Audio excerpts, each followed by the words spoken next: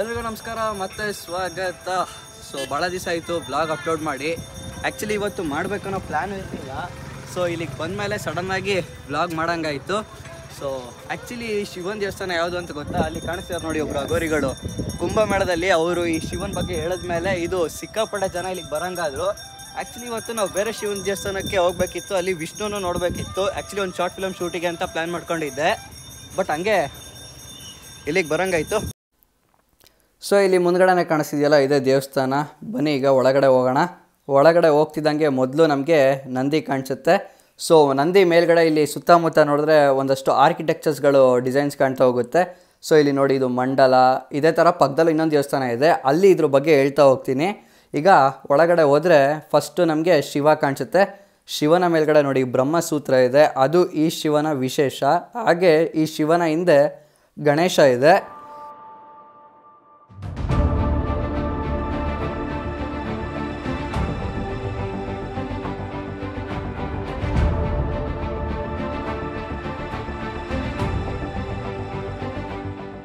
So ಅಲ್ಲಿ ಒಳಗಡೆ ಒಂದು ಶಿವ ಇದೆ. ಈಗ ತಾನೇ ಪಕ್ಕದಲ್ಲಿ ಒಂದು ಶಿವಂಗೆ ಪೂಜೆ ಮಾಡ್ಕೊಂಬಂದ್ವಲ್ಲ, ಸೊ ಅದೇ ಥರ ಸೇಮ್ ಇಲ್ಲೂ ಅಷ್ಟೇ ಶಿವಂಗೆ 18 ಹೆಣ್ಗಳಿದ್ದಾವೆ.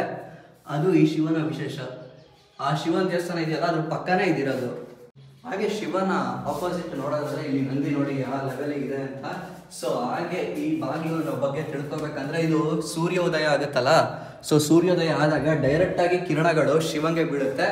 ಸೊ ಅದು ಈ ಜಾಗದ ವಿಶೇಷ. ಹಾಗೆ ಇಲ್ಲಿ ಮೇಲ್ಗಡೆ ನೋಡೋದಾದ್ರೆ ನನ್ನ ಪ್ರಕಾರ ಇದು ಶ್ರೀಚಕ್ರ ಇರ್ಬೋದು ಅನ್ಸುತ್ತೆ. ಹಾಗೆ ಅದು ಅಷ್ಟದಳ.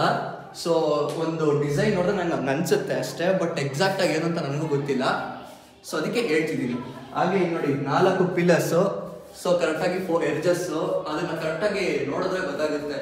ಸೊ ಈ ಹೋಮ ಶ್ಲೋಕ ಇದನ್ನೆಲ್ಲ ಕರೆಕ್ಟಾಗಿ ವೇದಗಳ ಅಧ್ಯಯನ ಮಾಡ್ತಾರಲ್ಲ, ಅವರಿಗೆ ಇದ್ರ ಬಗ್ಗೆ ಜ್ಞಾನ ಇರುತ್ತೆ. ನನಗೆ ಅನ್ಸೋ ಮಟ್ಟಿಗೆ ಇದು ಶ್ರೀಚಕ್ರ ಅನ್ಸುತ್ತೆ.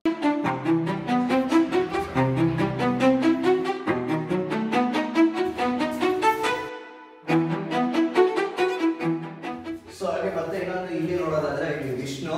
ಸೊ ನಮ್ದೊಂದು ಶೂಟ್ ಅಲ್ಲಿ ಈಗ ನೆಕ್ಸ್ಟ್ ವಿಷ್ಣು ಮತ್ತೆ ಶಿವ ಇಬ್ರು ಇರ್ತಾರೆ, ಬಟ್ ಇಲ್ಲಿ ಒಂದೇ ಕಡೆ ಇದ್ದಾರೆ, ನೋಡೋಣ ಟೈಮಲ್ಲಿ.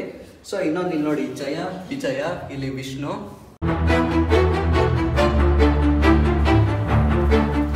ಸೊ ದೇವಸ್ಥಾನದಿಂದ ಹೊರಗಡೆ ಬಂದರೆ ಇಲ್ಲಿ ನೋಡಿ ಹೋಮದ ಕುಂಡ ಇದೆ. ಅದ್ರ ಆಪೋಸಿಟ್ ಇಲ್ಲೂ ಒಂದು ಶಾಸನ ಹಾಕಿದ್ದಾರೆ.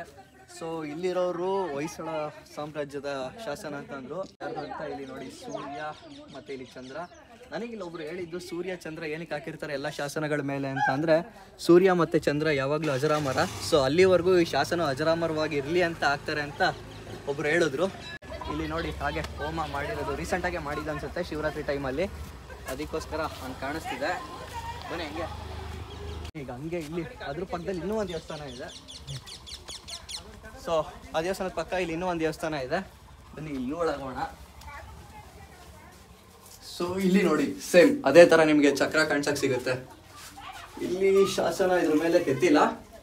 ಸೊ ಹಾಗೆ ಇಲ್ಲಿ ನೋಡಿ ದೇವಸ್ಥಾನಕ್ಕೆ ಡೋರ್ ಸಿಸ್ಟಮ್ ಆಗ ಹೆಂಗ್ ಮಾಡ್ತಿದ್ರು ಅಂತ. ಬನ್ನಿ ಇಲ್ಲಿ ಒಳಗಡೆ ತೋರಿಸ್ತೀನಿ. ಮೇಲ್ಗಡೆ ಕಟ್ಟಾಗಿದೆ. ಇಲ್ಲಿ ಒಳಗಡೆ ಬಂದ್ರೆ ಇಲ್ಲೂ ಒಂದು ಶಿವನ ವಿಗ್ರಹ ಇದೆ, ಮೇಲ್ಗಡೆ ಲಿಂಗ ಒಂದಿಲ್ಲ. ಸೊ ಇಲ್ಲಿ ಆಲ್ಮೋಸ್ಟ್ ನನ್ನ ಕೈಯಷ್ಟು ಒಳಗಡೆ ಇದಾಗಿದೆ. ಮತ್ತೆ ಸೊ ಹೆಗ್ಗೇರಿಯಲ್ಲಿ ಹೊಸದುರ್ಗದ ಹತ್ರ, ಚಿತ್ರದುರ್ಗ ಡಿಸ್ಟಿಕ್. ಇಷ್ಟ ಇದ್ರೆ ಅಥವಾ ಈ ಕಡೆ ಸೈಡು ಯಾರಾದರೂ ಬಂದರೆ ಬಂದೋಗಿ ಒಂದ್ಸಲ. ನೀವೇನು ನೋಡಿದ್ರು ಮೊದಲನೇ ದೇವಸ್ಥಾನ ಶಿವಂದು. ಸೊ ಅದೇ ಜಾಗದಲ್ಲೇ ನಾಗಸಾಧುಗಳು ಶಿವನನ್ನು ಕಂಡಿದ್ದು ಅಂತ ಹೇಳಿದರು.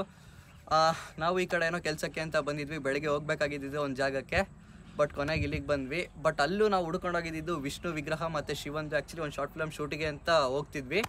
ಬಟ್ ಶಿವ ಸಿಕ್ಕಿದ್ರು ನಮಗೆ ಆಲ್ರೆಡಿ ನಂದು ಹಳೆ ಬ್ಲಾಗಲ್ಲೇ ಅದು ಇದೆ. ಸೊ ಒಂದ್ಸಲ ನೋಡಿ, ಸಿನಿಮಾ ಆ ಕಾನ್ಸೆಪ್ಟ್ ರಿಲೇಟೆಡ್ ಆಗಿ ಬರುತ್ತೆ.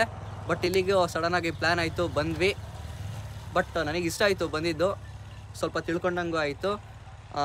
ಅನ್ಎಕ್ಸ್ಪೆಕ್ಟೆಡ್ ಆಗಿ ಅನ್ಸ್ಕ್ರಿಪ್ಟೆಡ್ ಆಗಿ ವ್ಲಾಗ್ ಮಾಡಿರೋದು. ಸೊ ಇದು ಹೇಗಿರುತ್ತೆ ಅಂತ ನನಗೂ ಗೊತ್ತಿಲ್ಲ.